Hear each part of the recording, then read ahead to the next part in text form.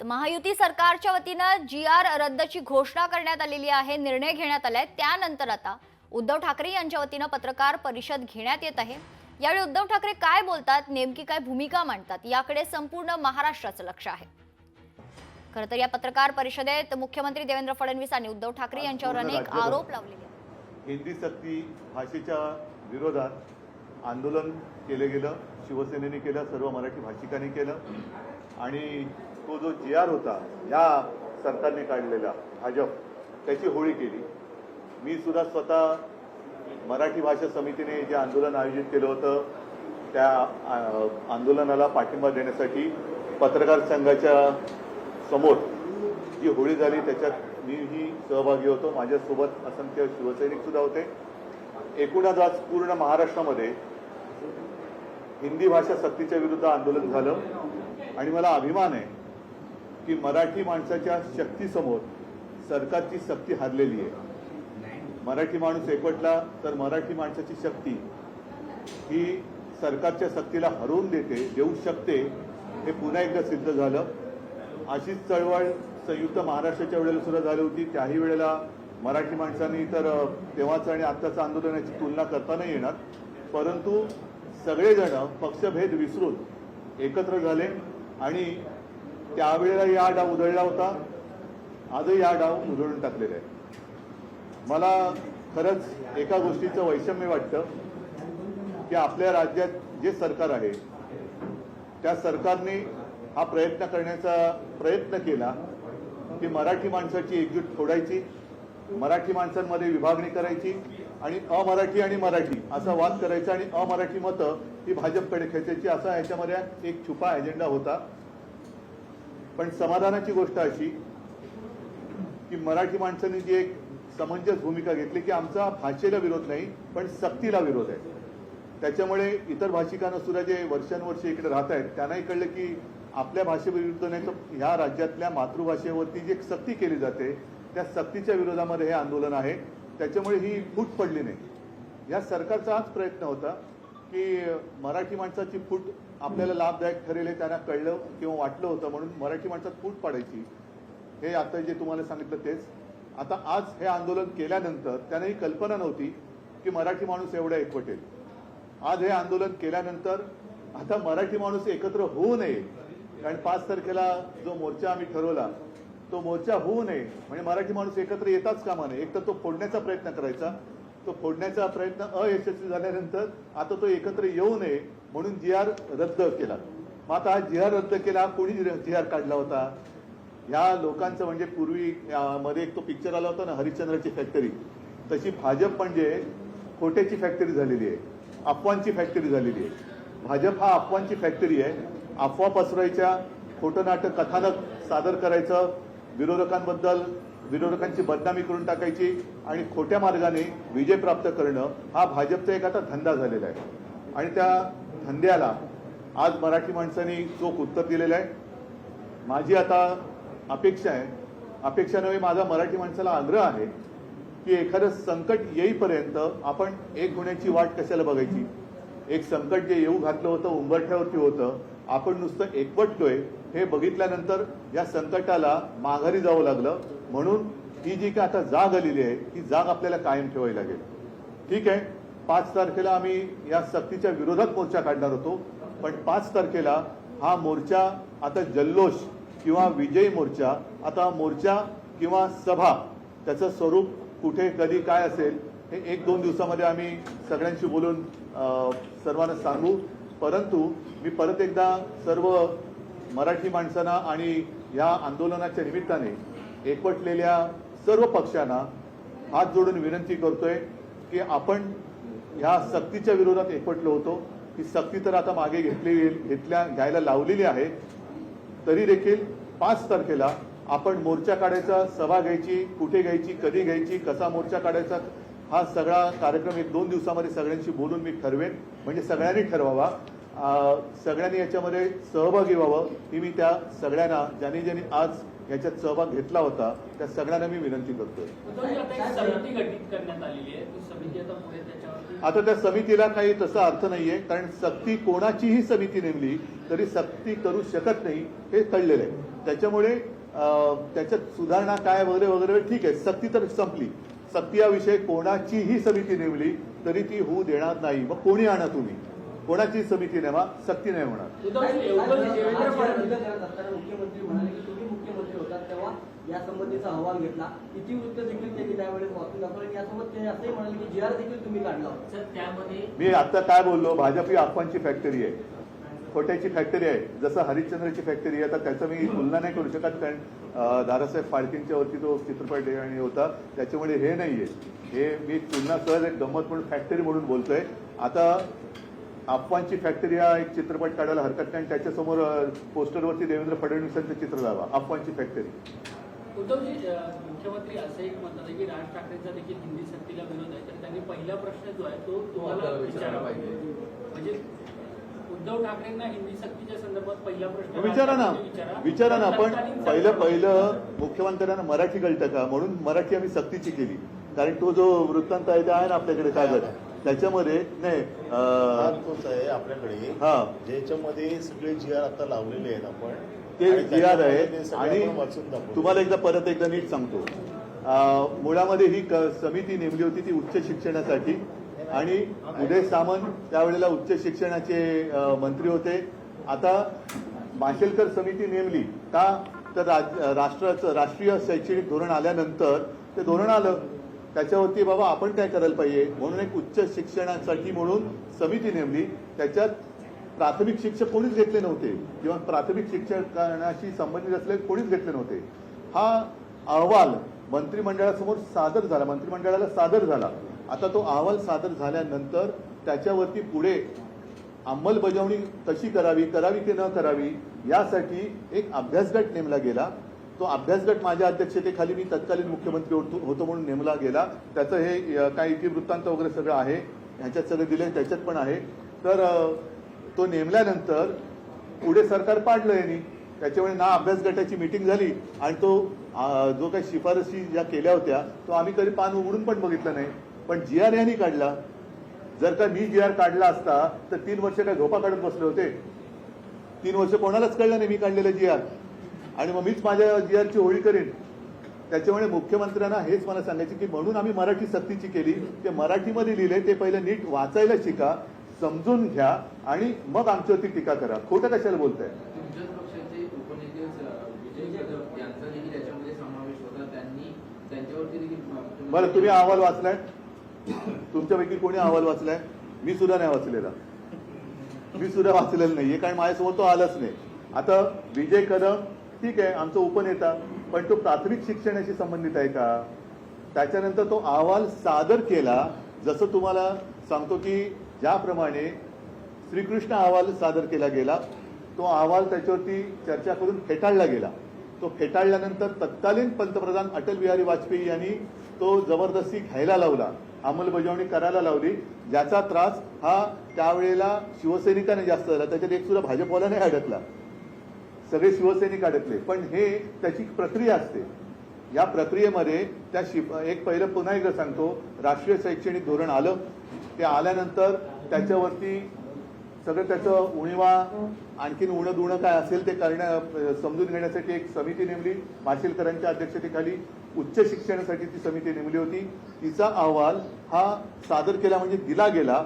आता तो दिला गेला, तो एक असतं की बाबा तो सादर केला गेला, पण तो केला गेल्यानंतर त्याच्यावरती पुन्हा काही चर्चा करण्यासाठी एक अभ्यासगट नेमला. त्याची एकही बैठक झाली नाही. म्हणजे तो अहवाल प्रत्यक्षात माझ्यासमोर कधीच आला नाही, आणि आम्ही त्याचं पानही उघडून बघितलं नव्हतं. आता प्रत्यक्षात तो अहवाल काय आहे हे बघण्याची मला उत्सुकता आहे. पण त्याच्यात काही जरी असलं तरी आम्ही हिंदी सक्ती होऊ देणार नाही. आणि ते त्यावेळेलाही माझ्या लक्षात, म्हणजे वेळच आली नाही, सरकारच पाडलं ना गद्दारी करून यांनी. तुम्ही जी.आर.ची होळी करण्याचा आदेश दिल्यानंतर तुमच्या शिवसेनेच्या कार्यकर्त्यांसोबत राज्यभरात अनेक ठिकाणी असं चित्र पाहायला मिळालं की मनसेचे कार्यकर्ते देखील त्या जी.आरच्या होळीच्या आंदोलनामध्ये सहभागी झाले होते. 5 तारखेचा जर मोर्चा झाला असता तर दोन्ही ठाकरे झाला असतं तर नाही, 5 तारखेला कार्यक्रम होणार, मग तो मोर्चा होईल, सभा होईल, पण मराठी माणसाची एकजूट आता तुटू द्यायची नाही. म्हणून आता हे महाराष्ट्राच्या कानाकोपऱ्यामध्ये लोण पसरलेलं आहे. तर मी सर्वांना विनंती करतोय की आता ही जाग केवळ संकट आल्यानंतर उठून जागं व्हायचं आणि संकट दूर झाल्यानंतर आपण झोपायचं. आता झोपू नका. एकत्र आलो आहोत, एकत्रच पुढे जाऊ आणि ते एकत्र येऊ नये म्हणून हा जे त्यांनी मागे घेतलाय.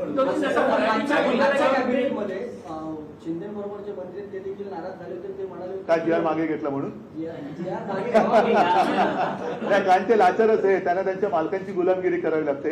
हे काय बाळासाहेबांचे विचार सांगतायत? उलट मी अजित पवारांचं कौतुक केलं मगाशी तुम्ही तिकडे विचारल्यानंतर. ते बोलले तरी, पण हे मिंदे कुठे बोलले? मिंदे कुठे बोलले? काय बोलणं झालं का? आमचं बोलणं सुरू आहे. अगदी प्रत्यक्ष माझं त्याचं नसलं तरी आमचं सुरू आहे. आणि म्हणून सांगतो की 5 तारखेला माझी तर इच्छा आहे की आज जे सहभागी अगदी मराठी भाषा समिती सुद्धा आहे, त्यांनी सुद्धा, इतर सुद्धा पक्ष, अगदी मनसेने सुद्धा एकत्रित कार्यक्रम आपला हा व्हायलाच पाहिजे 5 तारखेला, अशी माझी आग्रहाची विनंती. आणि आम्ही तो कार्यक्रम एकत्र आला, मनसे असतील किंवा आपला पक्ष असेल, तसा या मुद्द्याला घेऊन आला आणि हा मुद्दा तडीच नाही. तसं पुढे देखील असं एकत्रित पाहायला मिळेल का? राज्यभरातल्या जनतेला याची उत्सुकता, खास करून निवडणूक. मी परत सांगतो की एखादं संकट आल्यानंतर आपण एकत्र येण्यापेक्षा आपण एकत्र आलो तर संकट येणार नाही, ही माझी धारणा आहे.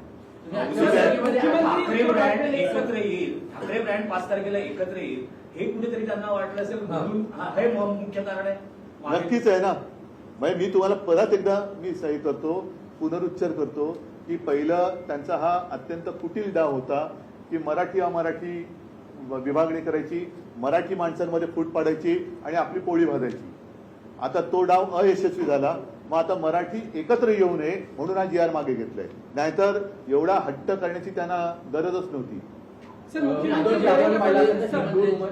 हृदय सम्राट बाळासाहेब ठाकरे ज्यावेळेस होते त्यांनी देखील आता छुपा अजेंडा हिंदीचा लादण्यात येत होता, पण बाळासाहेब ठाकरेंनी नेहमी तो हाणून पाडला. यावेळेस देखील आपण हाणून पाडला. तर तेव्हापासून सुरुवात ही आहे आणि खऱ्या अर्थाने आज यशस्वी आपल्याला मिळालंय का? बघा, मी तुम्हाला एक सांगतो की परत एकदा सांगतो, आमचा हिंदी भाषेला म्हणून विरोध नाही, परंतु आपल्या देशामध्ये भाषावर प्रांतरचना झाली. प्रत्येक प्रांताची एक भाषा आहे. त्या भाषाच्या किंवा प्रांताच्या अनुसार तिथली जी मातृभाषा आहे तिला सर्वोच्च मान हा त्या प्रांतात दिलाच पाहिजे. जसं हिंदी भाषिक प्रांतात हिंदीला दिला पाहिजे, गुजराती भाषिक प्रांतात गुजरातीला दिलं पाहिजे, तसं महाराष्ट्रामध्ये मराठीला मिळालं पाहिजे. आणि इकडे तर अनेक अमराठी लोक वर्षानुवर्ष पिढ्यानपिढ्या राहत आहेत. मात्र तुम्ही एवढं सगळं करताना, मी पहिली प्रेस जेव्हा घेतली होती इकडे त्या समितीबरोबर, तेव्हा मी काय म्हटलं होतं की ह्या मराठी अमराठी जे चांगल्या गुण्यागोविंदांनी नांदतायत त्याच्यामध्ये मुद्दामून विषाचा खडा हे टाकतायत आणि तो खडा टाकण्याचा प्रयत्न फसल्यानंतर आता मराठी माणूस एकत्र होऊ नये म्हणून हा दुसरा डाव टाकतायत. तर हे जे काय स्वयंघोषित अनाजी पंत आहेत त्यांना असं वाटतं की चाणक्यानंतर हेच, तर असं काही नाहीये. जिस तरीके से मुख्यमंत्री दोनों GR हिंदी को रद्द कर दिए, साथ ही मैं हिंदी में बोलिया हिंदी बहुत अच्छा है, आप ऐसे टूटी फूटी नहीं, लेकिन मेरे स्कूल में हिंदी 5वीं कक्षा के बाद थी. हिंदी बहुत अच्छी है. चलो, धन्यवाद. तो ये है कि जब मुख्यमंत्री कह रहे थे तो ये भी कहा कि आप हिंदी भाषा के विरोधी हैं. आपने उनकी प्रेस कॉन्फ्रेंस सुनी होगी. पहले ये मुझे बताइए कि मुख्यमंत्री मराठी भाषा के विरोधी क्यों है? मुख्यमंत्री मराठी भाषा की विरोधी है, ये मेरा आरोप है. जाओ उनको बताओ. इसके अलावा जो समिति नरेंद्र यादव की रखी हुई नहीं, इतनी जोर जबरदस्ती करने की आवश्यकता क्यों? अब बाकी सारे विषय हैं. अपने यहाँ काश्तकार आत्महत्या कर रहे हैं, बाकी रोज ही विषय. कल से अधिवेशन शुरू होने जा रहे हैं, सत्र शुरू होने जा रहा है, तो बाकी के विषय उस पर बात करो ना. आप मराठी के पीछे क्यों पड़े? मराठी के बारे में आपके मन में इतना जहर क्यों है? मुख्यमंत्री तो मराठी के विरोधी है, या शायद मैं ऐसा कहूं तो गलत नहीं होगा कि महाराष्ट्र के जो द्रोही है या महाराष्ट्र के जो शत्रु कहना थोड़ा शायद ज्यादा होगा, लेकिन उनके ये गुलाम है क्या?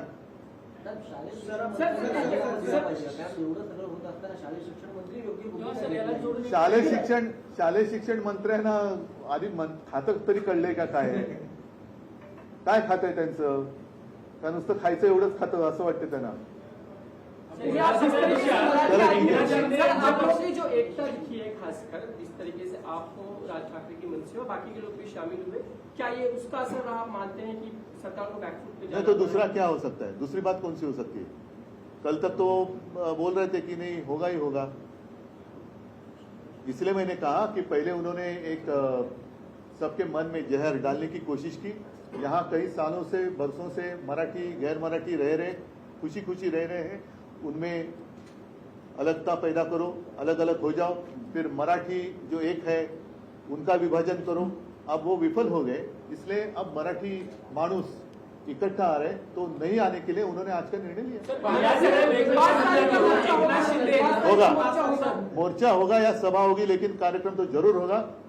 और मैं सब लोगों को विनती कर रहा हूं कि जिस तरीके से जैसे आप मोर्चा के लिए इकट्ठा हम आने वाले थे, वैसे ही 5 तारीख को हम सब इकट्ठा आकर विजय मराठी माणूस।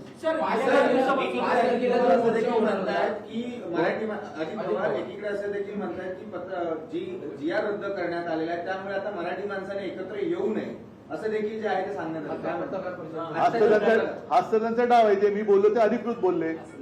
म्हणजे शेवटी माझ्या बरोबर पण ते 2.5 वर्ष होते ना, भाजप 25-30 वर्ष होती, बाकी मिंदे तर आम्हीच त्याला राजकीय जन्म दिलाय, त्याच्यामुळे सगळ्यांची मन आणि त्यांच्या मनातली काळवेर कळतं मला। ठीक आहे, मिनट्स ऑफ द मीटिंग जो थी वाशिंगटन की समिति को आपने एक्सेप्ट किया?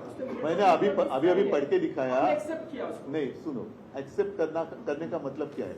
मैं ये आपको ऐसी दे रहा हूँ, कुछ किताब दे रहा हूँ, मैंने मतलब इसका मतलब अर्थ ये नहीं होता है कि आपने ले लिया, लेकर आप बाजू में रख सकते हैं। जब आप पढ़ेंगे और उस किताब में जो कुछ लिखा है उसके ऊपर कुछ आप अमल करेंगे, तो मैं कहूंगा कि आपने स्वीकार किया।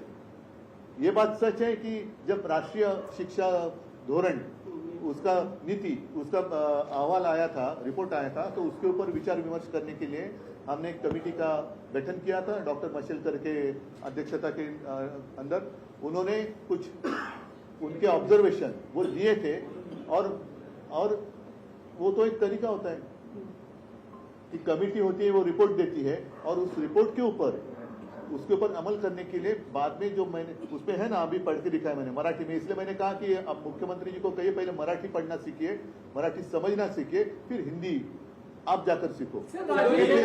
मैंने उसके ऊपर मैंने एक अभ्यास गट उसकी स्थापना की थी, लेकिन उसकी कभी मीटिंग हुई नहीं क्योंकि उन्होंने सरकार गिरा दी। गेल्या काही दिवसांमध्ये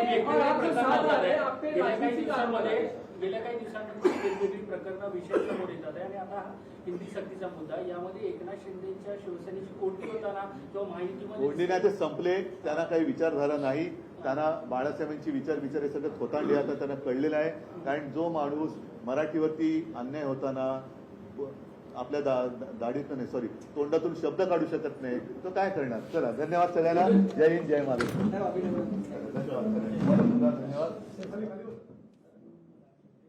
पत्रकार परिषद आपण ऐकत होतो। उद्धव ठाकरेंनी भारतीय जनता पक्षावर हल्लाबोल केलेला आहे। 5 तारखेला विजय मोर्चा निघेल किंवा सभा घेण्याचं नियोजन असेल, त्या संदर्भातला निर्णय पुढच्या 2 दिवसांमध्ये जाहीर केला जाईल असं त्यांनी म्हटलेलं आहे। जी.आर. फडणवीसांनीच काढला, उद्धव ठाकरेंनी आता उत्तर दिलेलं आहे। मोर्चा किंवा सभेबद्दल माहिती दिली जाईल असं देखील उद्धव ठाकरेंनी म्हटलं। समितीचा जी.आर. ठाकरेंच्या काळात असा फडणवीसांनी आरोप केलेला होता। या फडणवीसांच्या आरोपांना उद्धव ठाकरे यांनी आता प्रत्युत्तर दिलंय। मुख्यमंत्री मराठीचे विरोधी असं म्हटलं तर गैर नाही असं ठाकरेंनी म्हटलेलं आहे। भाजप ही अफवांची फॅक्टरी आहे असा हल्लाबोल देखील आता उद्धव ठाकरे यांनी भारतीय जनता पक्षावर केलेला आहे।